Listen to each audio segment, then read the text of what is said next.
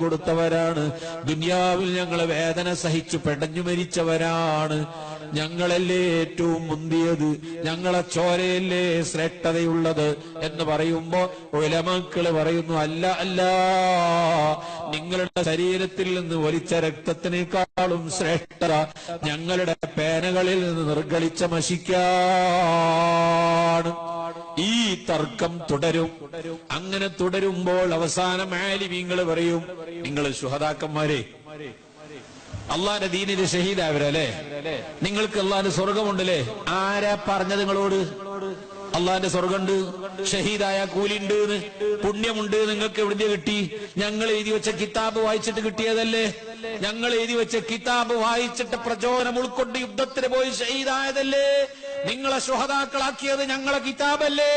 ഞങ്ങൾ കിതാബ് എഴുതിയ പേനയിലെ മഷി ചെലവാക്കിയത് കൊണ്ടല്ലേ ആ കിതാബ് വായിച്ചിട്ട് ഷഹാദത്തിന് നിങ്ങൾക്ക് പ്രേരണ കിട്ടിയത്? നിങ്ങളെ ശുഹദാക്കളാക്കിയത് ഞങ്ങളെ മഷിയാണ്. അതുകൊണ്ട് നിങ്ങളുടെ ചോരയേക്കാൾ ശ്രേഷ്ഠത ഞങ്ങളെ മഷിക്കാൻ എന്ന് ഉലമാക്കളും തർക്കം കൂടും. ഇത് രണ്ടും കേട്ട് അല്ലാഹു സന്തോഷിക്കും.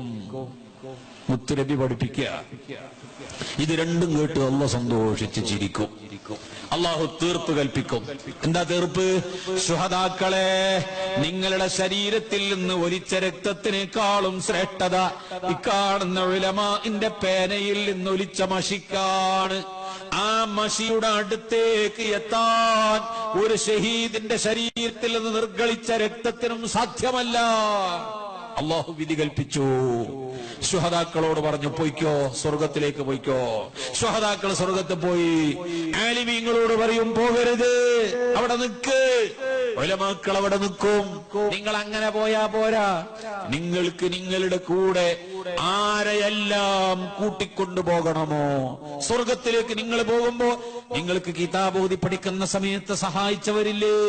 ഭക്ഷണം തന്നവരില്ലേ? കിതാബ് വാങ്ങി തന്നവരില്ലേ? നിങ്ങൾക്ക് വസ്ത്രം തന്നവരില്ലേ? നിങ്ങൾക്ക് ക്യാഷ് തന്നവരില്ലേ? ഒരു സൗഹാർദ്ദത്തിന്റെ കെലിമത്ത്, ഒരു പുഞ്ചിരിയെങ്കിലും തന്നിട്ട് നിങ്ങൾക്ക് ഇൽമു പഠിക്കുന്നതിന് പ്രചോദനം നൽകിയ ആളുകൾ നിങ്ങൾക്കില്ലേ? അവരിൽ നിന്ന് നിങ്ങൾ ആരെയൊക്കെ തൃപ്തിപ്പെട്ടോ അവരെ മുഴുവനും പിടിച്ച് സ്വർഗത്തിൽ പോയിക്കോ എന്ന് അല്ലാഹു ഉലമാഇനോട് പറയും. ഉലമാക്കൾ ഒറ്റക്കല്ല സ്വർഗത്തിൽ പോകുന്നത്, അവർക്ക് വേണ്ടപ്പെട്ടവരെ, അവർക്ക് ഇൽമു പഠിക്കാൻ സഹായിച്ചവരെ മുഴുവനും കൂട്ടിപ്പിടിച്ചുകൊണ്ട് സ്വർഗത്തിലേക്ക് പോകുമെന്ന് നബിയുനാ റസൂലുള്ളാഹി